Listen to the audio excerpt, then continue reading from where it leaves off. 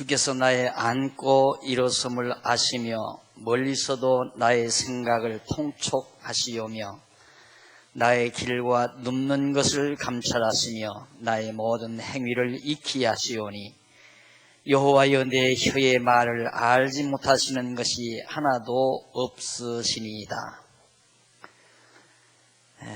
139편 시편은 구원에 대한 간구시의 계속입니다. 37편부터가 하나님께서 구원하신다고 언약하신 대로 구원해달라는 간구를 하면서 이미 그 간구는 현실로 인정을 하고 찬양하는 그런 내용이, 간구 내용이 바로 37편부터 43편까지인데 39편은 전능하신 하나님 여호와께 영원한 길로 인도하시길 간구하는 내용입니다.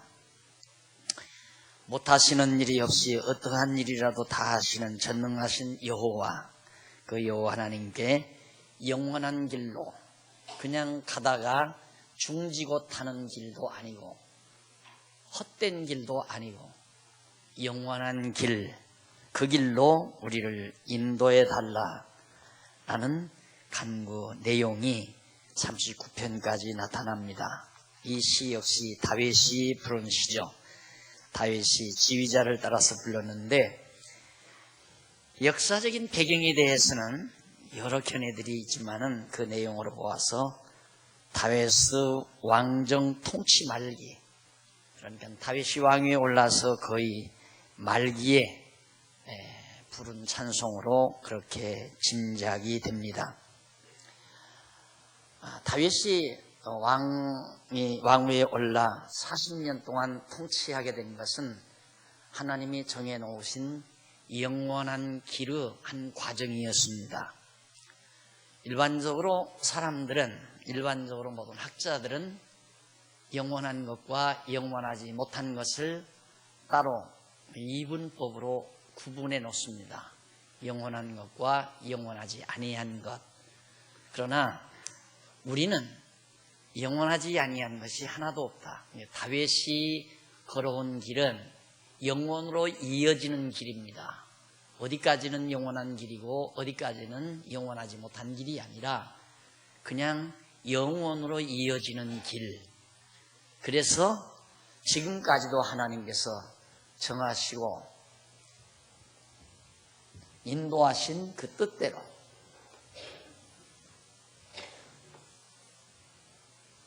작정하시고 다윗이 걸어갈 길, 그 길을 정하시고 정하신 뜻대로 다윗을 왕위에 오르게 하시고 40년 통치가 정하신 뜻대로 맞춰지게 하셨으니 이 영원한 길을 계속 그냥 걸어가게 해 주십시오, 그 말이죠. 그러니까 하나님의 택한 백성들의 길이란 우리가 볼 때는 이것은 영원하지 못한 길이고 여기만이 영원한 길이다 그렇게 생각하지만 그렇지 않습니다. 그 다 영원 안에 바로 포함하는 초월적 우리의 시간 개념. 영원이란 뭐냐? 바로 시간을 포함하는, 내재하는, 시간을 내재하는 초월적 개념을 영원이라고 그렇게 말한다고 그랬죠. 그러니까 결국 이 길도 영원으로 향하는 길이죠. 이 길을 가게 되면 나는 길이요 진리요 생명이라고 말씀하신 영생의 길, 그리스도를 만나는 길입니다. 이 영생길이죠. 이게 곧 시간 세계에 존재하지만 영원한 길이죠. 그런데 사실상 이 시간이라고 하는 것은 실상 존재하지 않는 거예요. 따지고 보면 우리가 이 지구에 살면서 지구라고 하는 이 한계 영역 속에 살면서 태양이라는 것과 관계해서 존재할 때 태양을 향해서 지구가 한 바퀴 돌면 그걸 하루라고 하자. 밤과 낮이 있어.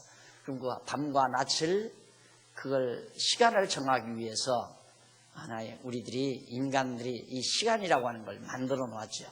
그래서 하루는 24시간, 밤 12시간, 낮 12시간 여기서 우리가 사는 이 땅에서나 그렇지 지금 여기서 우리가 사는 이 지역에서도 밤과 낮의 길이가 다를 때가 많잖아요. 하지하고 그다음 동지는 밤이 더 길지요. 하지는 밤이 더 짧고요. 낮이 길고. 그러니까 북극이나 남극 같은 데 가면 거의 밤은 잠깐 있고 그냥 1년 내내 낮만 계속되잖아요. 그런 데서는 이제 시간 개념이 거의 우리에게서 사라져 버리죠. 여기서 이제 만약에 위성을 타고 우리가 지구 이 대기권 밖을 벗어나가 있다.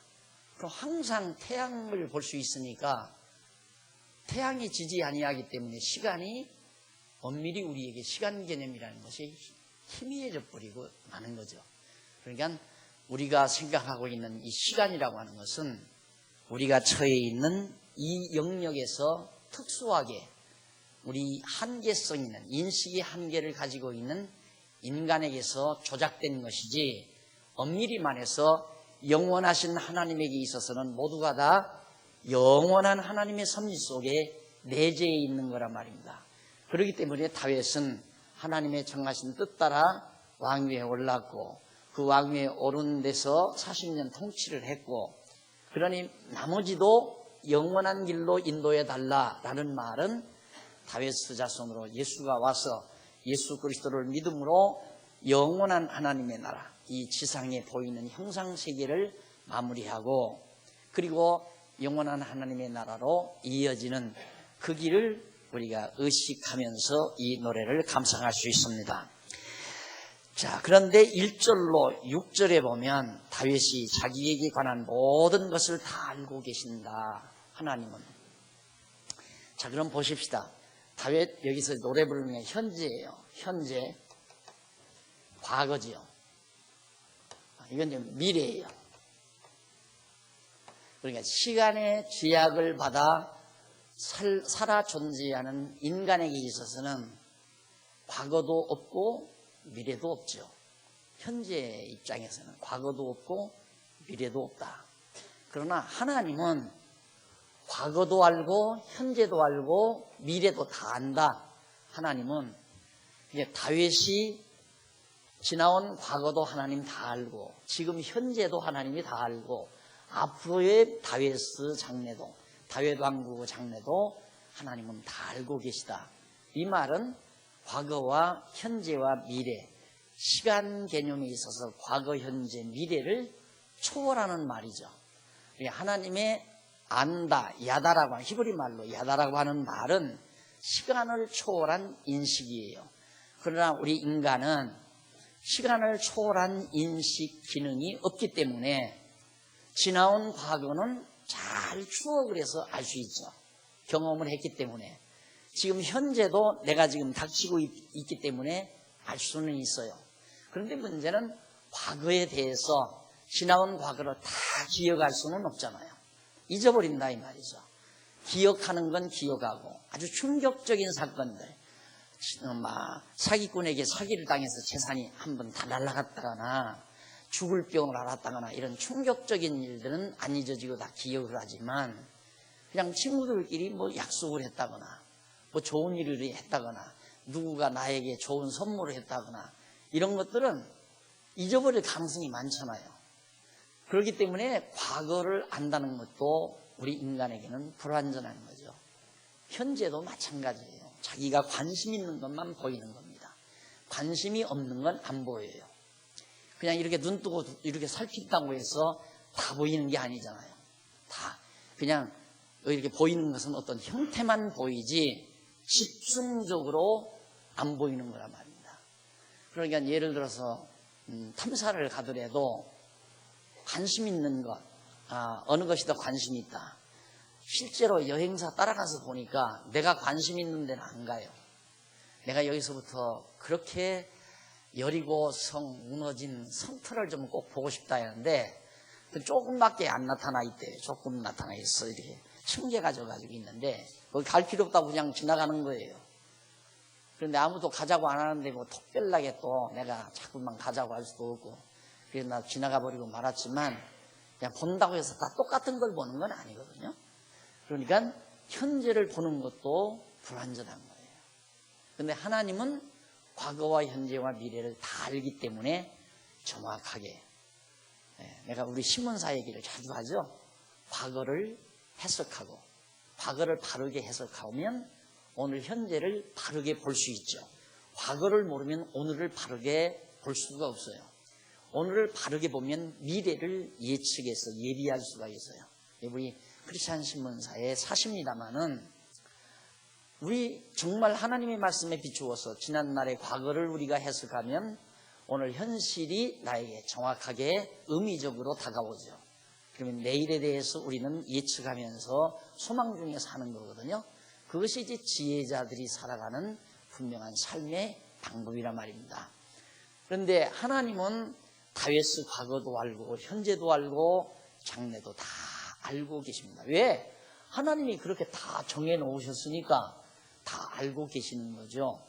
그러니 하나님이요, 이 영생의 길로 인도하시옵소서, 그 말은 이미 하나님께서 나를 영원 안에서 하나님의 택한 백성으로 작정하셔서 영원 안으로 이끌어 가실 것 믿는 가운데서 하는 얘기예요. 그러니까 모든 것이 하나님께로부터 나와서 하나님으로 말미암고 하나님께로 돌아간다. 이것이 우리의 세계관적 개념이라고 그랬죠. 그러니까 다윗을 하나님이 만세전에 정해서 하나님 안에서 나와서 왕위의 자리에 있게 했고, 이제 장차 영원한 하나님의 나라로 인도해 가실 걸 믿기 때문에 영생의 길로 인도해 달라라고 간구하는 겁니다. 그러니까 기도란 하나님이 해주실 것을 바라는 것이지 하나님이 안 해주시니까 때를 쓰는 것이 아니다 말이죠. 그런데 자꾸만 기도하는 것을 하나님께 때 쓰는 것으로 생각하거든요. 막 부르짖는 이유는 하나님 안 듣고 못 들은 척 하니까 막 듣도록 애를 쓰라 이거죠. 마치 어린아이가 엄마 저거 줘. 그러니까 안 돼. 엄마 저거 줘. 안 돼. 안 줘. 안 돼. 하고 떼쓰는 것 아니라 하나님이 이미 정해놓으시고 이끌어 가시는 그걸 알고 그렇게 해 주십시오라고 기도하는 것이다. 영원한 길로 인도해 달라라고 이러한 섭리 내용을 지금 찬양하는 겁니다. 그래서 자기에 관한 모든 것을 다 알고 계시는 여호와 하나님의 그 지식에 대해서 노래하는데, 여기 감찰하시고라는 말이 나오죠. 교재 52페이지, 4052페이지 밑에서부터 10번째 줄 중간에 보면 하라크라는 히브리 말이 나옵니다. 이 하라크라고 하는데 이는 꿰뚫다, 감찰하다, 꿰뚫다 이 말이에요. 마음을 꿰뚫어 보다, 다 본다, 입체적으로 본다, 전부 꿰뚫어 보다, 그런 얘기란 말이다. 그리고 밑에서 네 번째 줄 앞부분에 보면 주께서라는 말 나와요. 주께서라는 말, 히브리 원문으로 아타라는 말이에요. 아타라고 하는데 이는 주로 강조의 목적으로 사용되는 대명사로서 당신만이, 오직 당신만이, 그러니까 오직 우리의 과거와 현재와 미래를 꿰뚫어 보시는 분은 오직 당신만, 여호와 하나님 당신만이 그럴 수 있습니다. 유일신. 그러니까 인간은 종교적 존재라고 그랬잖아요. 인간은 종교적인 존재. 동물은 절대 뭘 의탁하고 살지 않습니다. 동물은 자기 힘만을 의지하고 사는 것이 동물이에요. 그러나 인간은 자기를 의지하는 게 아니라 뭔가를 의지하고 살도록 하나님께서 그런 심성을 우리에게 준 거예요. 그걸 종교의 씨앗이라고 교회학에서 말하죠. 종교의 씨를 우리 마음에 심어주었다. 그런데 이걸 권력자들이 이용한다 이 말이에요. 종교의 씨를 심어주니까. 그런데 왜 자연히 사람이 빠지느냐면, 예를 들어서 무리를 지어서 어깨에 힘이 들어가고 몸집도 크고 대단하게 정말 장악력이 있는 사람이 패거리를 이루어서, 예를 들어서 100명 패거리, 200명 패거리를 이뤘는데 저쪽 산 너머에서 떼죽들이 또 몰려옵니다. 몰려오니까 이쪽에서 막 같이 맞부딪혀서 이제 육박전을 벌이고 주먹 머리박치기를 하고 하면서 싸우다가 대장이 딱 나서 다 해치웠을 때 그건 완전히 신이에요. 그 무리들의 신이 됐다. 그걸 이용을 해서 결국 고대 문화가 이루어진 거죠. 이게 고대 문화는 전부 그 종교의 씨로부터 출발을 해서 고대 역사, 과거, 고대 역사, 무지한 고대 역사를 살피면 됩니다. 그러니까 그리스도 이후 16세기, 15세기, 16세기 지나서 그때만 해도 벌써 사람들이 인지가 깨어나는 데거든요. 18세기 바로 계몽주의가 싹 트면서 인간의 지식이 열리니까 과학 일변으로 빠져버리고 신을 없애버리잖아요. 인간의 인지가 발달하니까 신을 거부해버렸다 이 말이에요. 그런데 그게 이제 소위 현대라고 그렇게 말하는 거죠. 현대인데 인지가 발달하지 못했을 때는 종교심이 근본적으로 가지고 있기 때문에 고대사를 연구하면서 종교의 씨를 근거하면 아주 쉽게 고대 역사가 한눈에 들어오는 것을 볼 수 있습니다. 척 보면 척 느낌이 오죠. 아, 이렇게. 근데 그걸 못 보는 역사가들은 죽는 날까지. 이게 토인비가 세계사 역사의 전문가, 역사를 전공한 토인비가 결국은 역사 해석을 못하고 죽었잖아요. 역사 해석을 못하고 최대의 사학자가. 왜? 그건 보는 시각이 다르니까 그래요.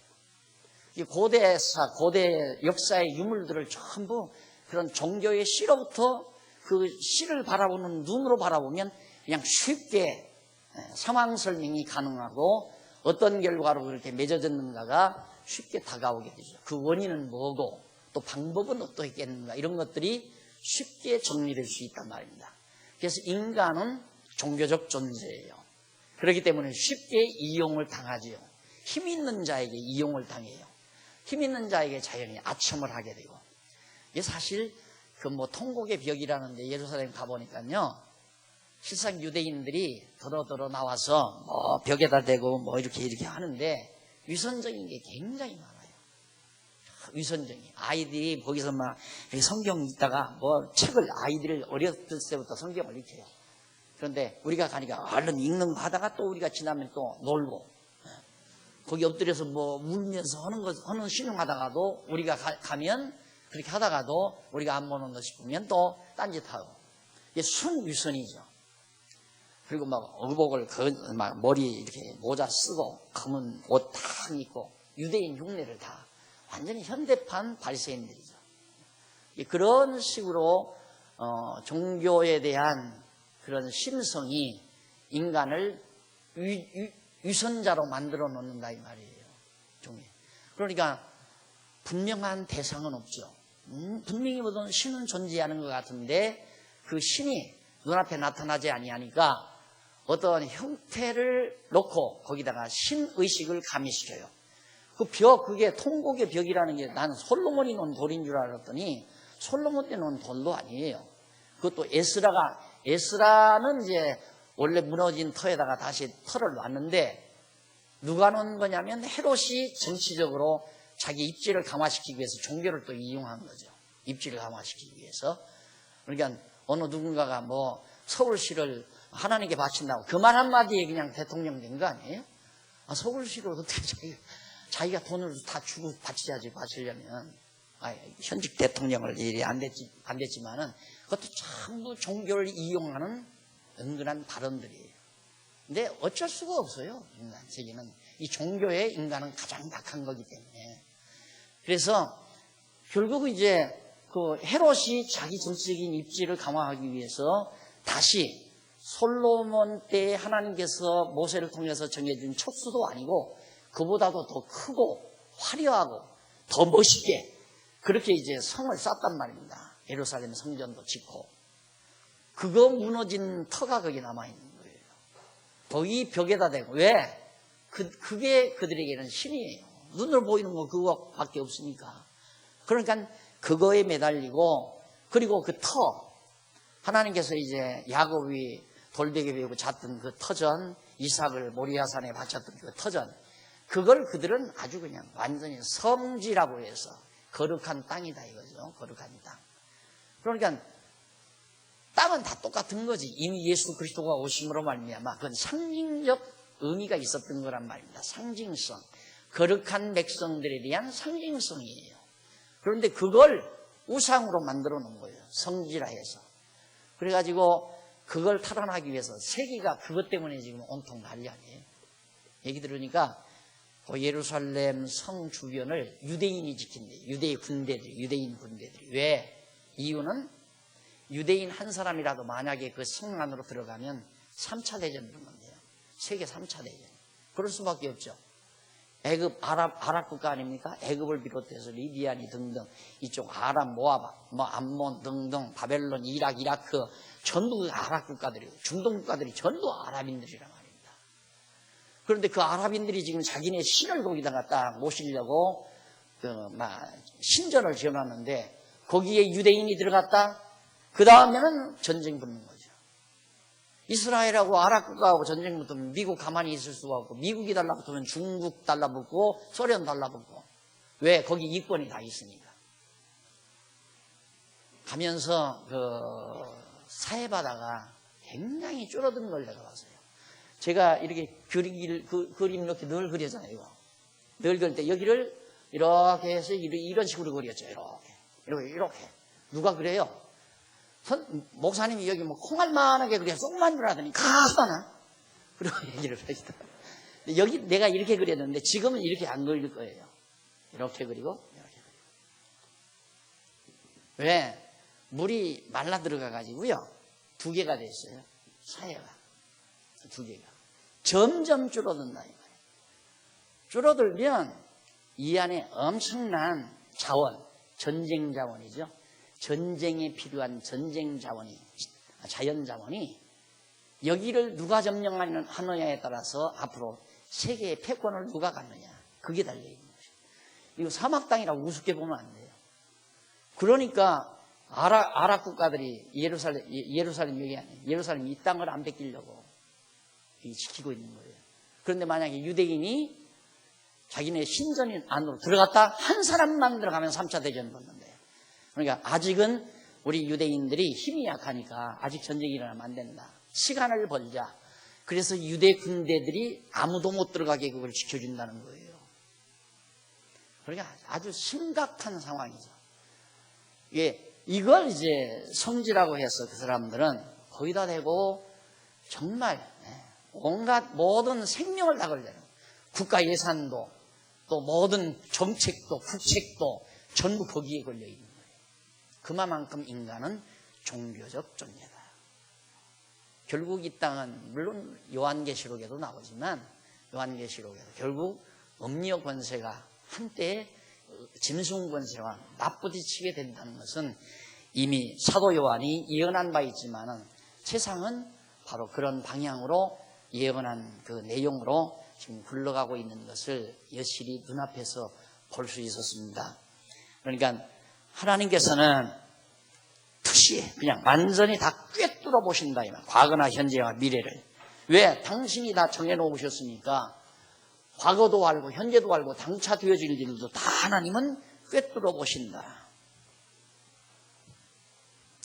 여기 감찰하시며라는 말도 나오죠. 여호와만이다. 아타라는 말이고 오직 여호와 외에는 그런 신이 없어요. 과거 현재 미래를 꿰뚫어 보는 신이 없어요. 유일신, 유일한 오직. 그리고 그 다음에 보면 이제 감찰하신다는 말도 나오는데 그 두 번째 줄 제일 밑에 줄에는 히브리 말 자라라는 말이 나오죠. 감찰하시며라는 말이 히브리 말로 자라라고 하는데 이는 던져 올리다. 던져 올리다. 감찰하시며 이게 어떻게 던져 올리다 또는 흐트러뜨리다, 까부르다. 던져서 이렇게 막 곡식 이렇게 티로 던져 올려서 이렇게 까불잖아요. 티를 다. 이게 감찰하신다. 그걸 우리말로 감찰하신다라고. 그러니까 그냥 이렇게 수북이 싸놓으면 모르니까 안 보이니까 이렇게 수북이 싸놓으면 속에 건 안 보이잖아요. 그걸 던져 올려서 다 흐트러뜨리면 다 보이잖아요. 그런 의미로 바로 흐트러뜨리다, 던져 올리다 이런 걸 우리말로 감찰하시다라고 그렇게 번역을 한 겁니다. 그러니까 하나님께서는 속속들이 장차일도 현재일도 과거일도 다 감찰하시고 또 살피신다. 꿰뚫어 보신다. 그러니 하나님 나를 영원한 길로 인도해 주십시오. 하나님께서는 앉고 일어서는 것도 알고 그 다음 눕는 것도 알고 다 하나님은 다 알고 계시다. 7절로 12절 보면 53페이지 중간쯤 7절로 12절 어디에나 계신 여호와 앞에서 흑암도 자기를 숨기지 못함을 노래합니다. 하나님은 캄캄한 속에서도 다 보인다. 올빼미는 캄캄한 속에서도 보이죠. 우리는 우리의 고정관념은 캄캄하면 안 보인다. 그건 내 기준이죠. 그렇죠? 내 기준으로 생각하면 캄캄한 데서는 안 보인다 하지만 천만의 말씀. 올빼미는 캄캄한 데서 또 보여요. 그러니까 하나님이 올빼미 눈만 또 못하겠어요? 하나님은 캄캄해도 보이고 환해도 보이고 다 하나님은 보시고 또 계시지 아니한 곳이 없다. 어디에나 다 계시다. 만약에 하나님이 형상이 있다면은 예루살렘에 있는 하나님은 여기에 있을 수가 없죠. 여기에 하나님이 계시다면 미국에는 있을 수가 없고, 그러나 하나님은 형상이 아니시기 때문에 계시지 아니한 곳 없는 천지의 편만한 우주의 편만한 그런 신이시고 모르시는 것이 없고 다 꿰뚫러 보신다. 그러면서 13절로 18절 제일 밑에 보면 다윗이 자기를 지으시고 자기에 대해서 만사를 작정하신 여호와의 능력을 노래합니다. 하나님께서 다 작정하신 대로 다윗을 다 지어놓고 출생하게 만드시고, 우리 룻기에서 다윗 출생하는 거 봤잖아요. 다윗이 출생하게 하시려고 흉년이 들게 하고, 흉년이 들어서 피난 가게 만들고, 피난 가서 남편도 죽고 아들들도 다 죽게 만들고, 오직 모함 여자 자부 하나만 살게 해서 다시 고향을 찾게 만들고, 고향을 찾아서 보아스라는 남자를 만나게 하고, 그래서 보아스라는 남자를 만나서 거기서 다윗 왕의 할아버지를 낳게 하죠. 보아스가 이새를 낳고 이새가 다윗 왕을 낳으리라. 그래서 결국 다윗이 출생하게 만들어요. 그게 다 하나님의 섭리 속에서 되어진 것이다. 정하신 대로 하나님이 그렇게 했다. 자, 어째 다윗만 그렇게 하느냐. 다윗만 그러는 게 아니라 그런 하나님임을 우리에게 지금 계시하는 거예요. 그러니까 우리도 마찬가지예요. 우리가 그냥 태어난 게 아니에요. 우연히 태어난 게 아니에요. 계획적으로 하나님의 작정 가운데서, 뜻 가운데서 다 준비해 놨다가 때가 되니까 21세기에 태어나게 해서 살아가게 만들고, 결혼하게 만들고, 가정 이루게 만들고, 장안중앙교회 나오게 만들고, 집사 되고 권사 되고 장로도 되고 목사도 되고 교사도 되고, 그렇게 해서 주님의 몸을 이루도록 하나님이 해 가신다. 다 샅샅이 하나님이 만사를 작정해 놓으셨다. 그래서 작정과 예정 내가 구분해 드렸죠. 작정은 내 일생 모든 여정을 작정이라고 말합니다. 여정에 관한 거예요. 예정이란 말은 구원과 멸망에 한해서만 예정이라는 말을 써요. 그러니까 내가 예정됐다라는 말은 구원받기로 예정됐다. 그러니까 구원받기로 작정됐다 그 말은 맞지만 내가 이렇게 살아가도록 예정됐다 이 말은 조금은 안 맞는 말이죠.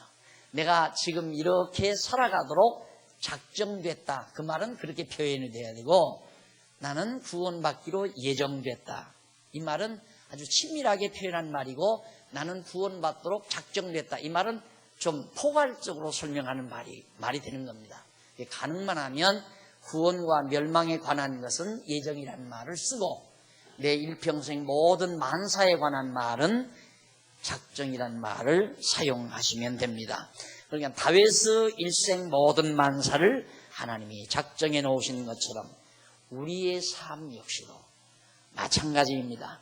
따라서 어떠한 일도 우리의 원망의 대상은 될 수가 없다. 하나님이 하시는 일에 우리가 원망한다. 어느 교단에서 당신들은 어떻게 이단을 취급하느냐 하니까, 하나님에게 책임을 돌리거나 하나님을 만홀히 여기는 자가 이단이다. 그렇다면 하나님 원망하는 자 다 이단이에요. 그런 식으로 그들의 말대로 되어진다면, 그러니까 원망이라는 게 얼마나 잘못된, 하나님 하시는 일을 원망하다며. 하나님이 어른이 잘 아셔서 모든 장대를 다 꿰뚫러 보시고 하나님이 정하셔서 우리에게 좋게 아름답게 다 정해놓은 거기 때문에 가정에서 과거에 지난 날도 후회할 것이 없고 지금 되어지는 일도 원망할 것이 없고 도리어 과거나 현재나 모두가 다 감사할 것뿐이고 다가올 미래도 걱정하거나 염려할 이유가 하나도 없죠. 오늘 여러분들이 이런 강의를 듣는 것은 귀로만 듣지 말고 마음에 새겨야 돼요. 그래서 장래도 걱정하지 말고 염려하지 말고. 우리 아이들이 지금 친구들을 사귀는데 누구가 욕심이 조금 많은 것 같아요. 그래서 욕심 많은 사람은 안 된다. 욕심 많으면 불만이 있느니라. 불만을 가진 사람은 반드시 그 불만의 원인을 상대에게 돌린다. 그러면 상대에게 불만 돌리면 괴로운 거죠. 욕심 많은 사람 아닙니다. 감사가 있어야 되고 긍정적이어야 되고 모든 일을 다 포괄적으로 긍정적으로 받아들이는 그런 친구라 해야 된다. 친구도 그래야 돼요. 친구도 자꾸 불만하기 좋아하고 짜증 부리기 좋아하는 친구 만나면 괴로워요. 그 참 괴로워요. 이유가 없거든요. 불만할 이유도 없고 짜증 부릴 이유도 없는 거예요. 공연히 어떤 욕심을 가지면 불만이 나오고 불만은 반드시 상대에게 책임을 돌리고 그 구태여 고도의 프로이드의 심리학 개론 달달달달 공부 안 해도 다 알 수 있는 거 아닙니까? 안 그래요? 기본이에요, 그런 것들. 우리가 이런 하나님 알면 욕심 부리라고 해도 쓸데없는 줄을 안 해서 여기서 내가 욕심 부리려고 하다가도 여기서 야 그거 쓸데없는 짓 뭐하러 하니? 맞아, 쓸데없는 짓이야. 그러면 안 해지는 거 아니에요. 여기에서 인정이 가야 되거든요. 내가 쓸데없는 짓 했구나. 쓸데없는 짓인 줄 알고 하는 사람은 그런 바보는 없어요. 그런 바보는. 예를 들면 뭣도 모르고 자꾸 물을 길어서 병에다 붓습니다. 자꾸 부어요. 또 부어도 안 채워지는 거예요. 그러니까 옆에 사람이 있다가 야 너 거기다 병에다 암만 퍼부어도 필요 없다. 왜? 야 빵꾸 났잖아. 보니까 빵꾸 나서 물이 계속 새 나간다 이 말이에요. 그런데 퍼부어요? 맞다. 내가 여기가 쓸데없는 일 했구나. 인정이 되니까 그 다음 안 퍼부었잖아요. 인정이 되면 안 하게 돼 있어요. 이건 아니다라고 생각하면. 그래서 우리가 이런 하나님을 배우고 나면, 이런 하나님을 우리가 인식하고 확신하고 나면 모르고 근심 걱정할 때 있죠. 그러다가 오늘 말씀 배운 말씀이 싹 기억이 나면 아이고 내가 쓸데없는 짓 했구나. 이러면 그 다음 마음에 평안이 오잖아요. 근심 걱정 안 하고 밤잠을 못 자고 잠을 못 이루어요. 그러다가 이 말씀이 생각이 나면 아이고 내가 쓸데없는 걱정했구나 하면 잠이 소로로 올잖아요. 그래서 우리가 이 말씀을 듣는 것도 중요하지만 항상 마음비에 깊이 새겨놨다가 생활 속에 생명의 양식으로, 영혼의 양식으로 자꾸 되새김질이 되어져야 우리의 삶이 풍요로워지고 아름다워지고 행복해지고 즐거워지고 감사가 넘치게 되고. 자, 이래서 다윗이 이제 그처럼 자기를 지으시고 자기에게 대한 만사를 작정하신 여호와의 능력을 찬양하면서 19절로 24절 54페이지에 보면 여호와께 악인을 고발하며 자기를 영원한 길로 인도하시라고 결론적으로 노래합니다. 악인들이 자꾸 내 앞길을 이렇게 막지만 막는다고 해서 내가 이 길 못 가는 게 아니죠. 당연히 내 앞길을 막는 사람은 다 처치해 버리고 하나님은 내가 가야 될 길을 정한 길을 가도록 인도하신다. 예, 정말 참 살아있는 말씀이에요. 진짜 살아있는 말씀이에요. 누가 내 길을 방해한다, 내가 가야 될 길을 방해한다, 그것 때문에 고민하거나 스트레스 받는 게 그런 거 아니에요. 그런 거. 근데 그게 뭐 내가 선하고 착해서 그러는 게 아니라 알고 나니까 그렇게 되는 거예요. 내 앞에는 장애물이 있을 수가 없다. 내가 대단한 사람이라 장애물이 없는 게 아니라 하나님이 나를 인도하실 길을 정해놓고 가시기 때문에 천하 없이 방해꾼이 나타나도 하나님은 내 갈 길 가게 하신다. 그게 믿어져 버리니까 방해꾼이라고 생각도 안 되고 도리어 그렇게 생각하는 사람이 측은하고 가련하게 보이고요. 지난번에 목사님들하고 같이 갈 기회가 있어서 가는데 불만을 털어놔요.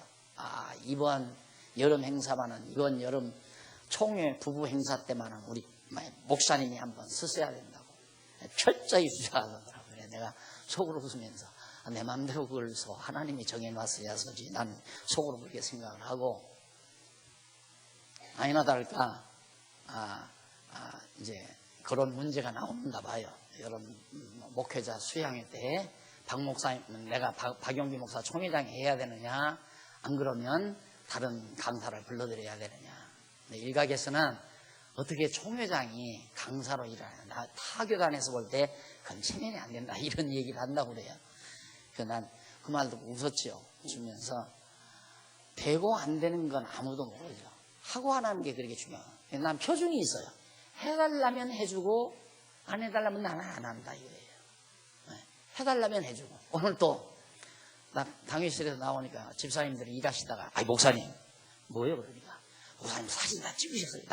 내가 한 카드도 안 찍었는데 장로님이 아마 찍었을 거라고. 그리고 저기 광야교회 장모님은 무비로 다 찍었을 거라고. 목사님 그거 한번 하면서 오후 시간에 한번 설명 좀 해달래요. 듣고 싶으면 해주죠. 듣기 싫으면 안 해. 듣겠다고 안 하면 안 하죠. 듣겠다고 안 하면. 그게 딱 표준. 왜 표준인가? 내가 이번에도 중국 가서 복음을 전하지만은 내가 거기 가서 전한다는 생각도 해보지 못했어요. 그것도 한 군데나 가서 이렇게 하루 겨우 가서 어떻게 막 힘 있는 사람하고 어떻게 정말 기교묘묘하게 엮어져가지고 종교국장이 한번 시간 만들어 드린다고 해서 이상하게 내가 거기 관련이 돼가지고 이제 강의하게 됐는데 엊그제 들으니까 그 이튿날 또 해야 된대요. 15개 교회가 연합적으로 월요일날 또 모인대요. 이게 두 차례나 2시간씩 두 차례, 두 타임씩 이틀이나 네 번을 하는 거죠. 한 번 하고 차 한 잔 마시고 또 한 번 하고 한 번 하고 또 차 한 잔 마시고 한 번 하고. 하나님이 하도록 정해놓으셨으면 하게 돼 있는 거 아니에요? 어때요? 내가 할란다. 내가 꼭 나서서 해야 한다. 그럴 필요 없어요. 그러다가 보면 이제 반대파하고 나하고 이제 적이 되죠. 저놈이 내 그걸 반대했구나. 아니. 내 말 안 들으면 나는 말 안 하는 거고, 안 해주는 거고, 듣겠다면 해주는 거고. 얼마나 편하네요. 스트레스 안 받죠. 그런데 공연이 그런 말을 해놓고 은근히 캥기는지 자꾸 전화해서 내 말을, 나는 알죠. 전화가 떨리는 거.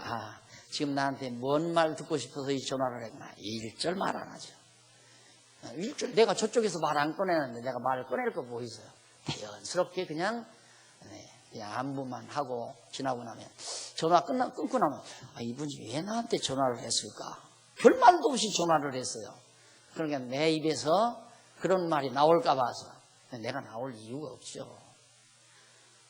그런 데 대해서 신경 쓰는 사람도 아니니까. 세상 편한 것이 여호와 하나님 알고 살아가는 삶. 그것처럼 편하고 마음이 즐겁고 감사한 일이죠. 되면 하고 안 되면 안 하고. 안 되면 못 하는 거죠. 안 하는 게 아니라. 되면 하는 게 아니라 엄밀히 따지면 하게 하는 거죠. 되는 것은 하나님이 되게 하시는 것은 하게 하려고 되게 하는 거거든요. 안 되는 것은 못하게 하려고 안 되게 하시는 거고.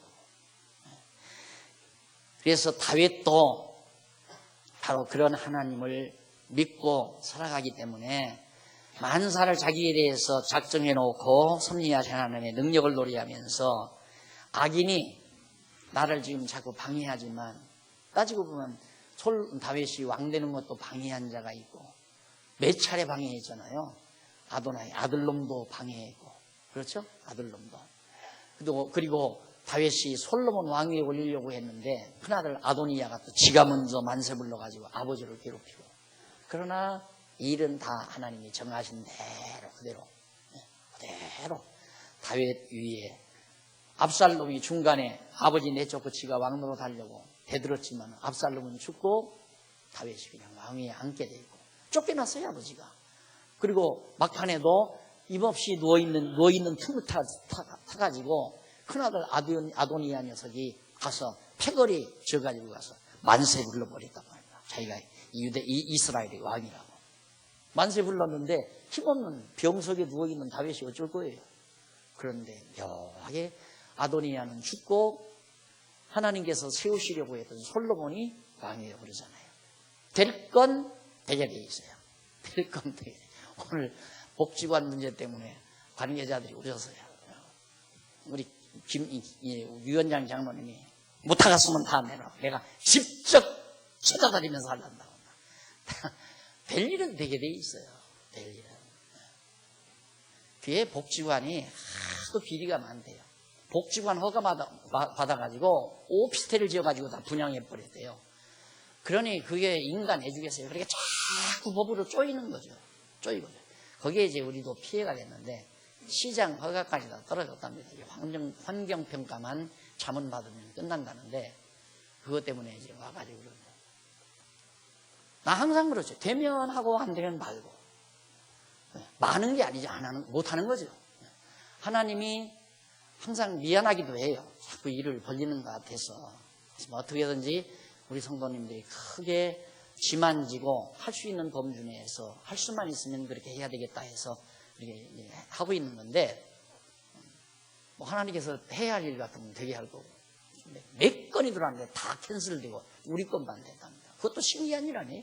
우리가 돈 쓴 것도 아니고, 뭐 우리가 국회의원하고 인사 나눈 것도 아니고, 국회의원 사무실 한 번도 안 가서요. 낮점 되면 가야 되거든요. 가고 또 국회의원도 한번 불러다가 여기 인사시키고, 당신 오시오. 주일날 몇 시에 오면 인사합니다. 이번 당선된 사람. 인사장도 왔어요. 그래서 한번 전화해서 한번 주일날 오십시오. 차 한잔 합시다. 당장 오죠. 하나님이 해야 할 일 같으면 되게끔 돼 있어요. 돈도 걱정할 거 하나도 없어요. 하나님이 해야 될 일 같으면 지금 어딘가에다 하나님이 뭉탱이 돈 다 준비했을 거라고 하는 거. 뭉탱이 돈을 준비했거나 안 그러면 다른 방법이 어디에 있거나 분명히 하나님이 시키려니까 시켰지. 근데 내가 안 믿어지는 건 여러분들 호주머니에서 나와서는 안 될 것 같아. 1만 원이래야. 일이 여기 해야지. 적어도 10억이 넘는 돈을 가져야 하는데 어떻게 우리 성도님들이 10억 돈이 어디서 나오겠어요? 네. 일이 목적이 아니라 일을 하게 만들어 가시는 하나님의 섭리를 보는 그 재미, 그 즐거움. 야, 일 되는 거 신묘막측하죠? 나는 일하는 것보다 일 되어지는 모습이 더 신묘막측한 거예요. 어떻게 이렇게 일들이 되져가는가? 그걸 보는 그 하나님의 섭리의 손길을 보는 거죠. 한 사람하고 점심 나눠먹은 요즘 얼마나 공무원들 이런 건은 더구나 어려우니까 얼마든지 소리 돌리기만 하면 거잖아요. 돌리기만 하면 점심값도 나오고 돌리기만 하면 용돈도 나오고 다 그러는 건데 한 푼 교재비 쓴 것도 없고 담배 한 번으로 사서 준 것도 없고 술 한 잔 먹은 것도 없고 하나님의 뜻이면 된다. 아니면 안 되고 안 되면 못하고 되면 하게 하는 거다. 이 표준이 분명하니까 하나님이 되게 하시면서 이끌어가는 거지. 다윗도 그러잖아요. 왕위에 올려 앉았으면 왕 죽이려고 하는 사람도 도리어 자기가 죽었지. 사울왕 죽었잖아요. 반대하고 다윗을 내쫓은 압살롬 죽고 다윗이 다시 왕궁으로 입성하고 다 힘없어서 병석에 누워있는 다윗 대신 아도니아가 만세 불러서 왕 다 됐는데도 아도니아는 쫓겨나서 죽어버리고 하나님께서 정하신 솔로몬이 이어서 이스라엘 왕이 되고 이것이 다 하나님이 정하신 길이라 이 말이에요. 여러분들 생애도 지난날의 과거도 한번 가만히 하나님을 전제하고 하나하나 일기장을 더듬어 보든가 과거 사진첩을 꺼내놓고라도 한번 과거를 기억하면서 하나님이 나를 과거에 어떻게 섭리하셨나를 살펴보세요. 해석이 나올 겁니다. 그러면 오늘 또 정확하게 해석이 떨어져요. 미래도 예측이 가능하고 걱정, 근심, 염려, 두려움 다 사라져버리고 마음의 평강이 자리 잡게 돼 있다 하는 얘기입니다.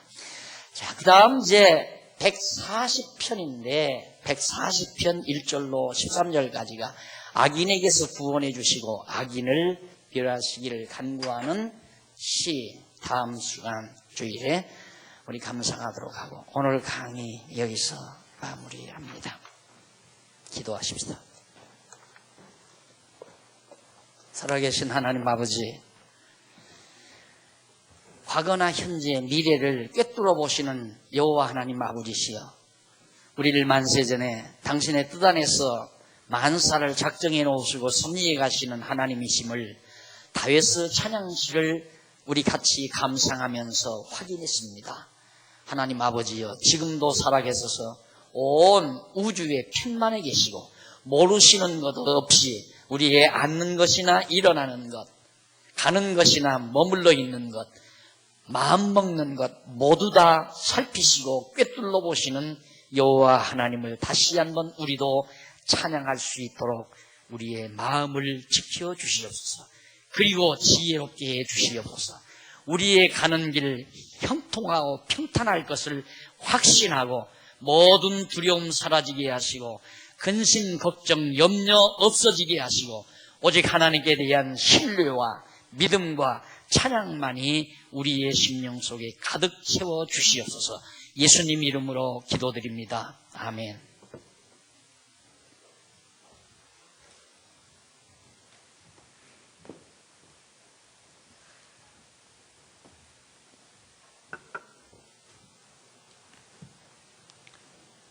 찬송가 466장을 다 같이 부르겠습니다.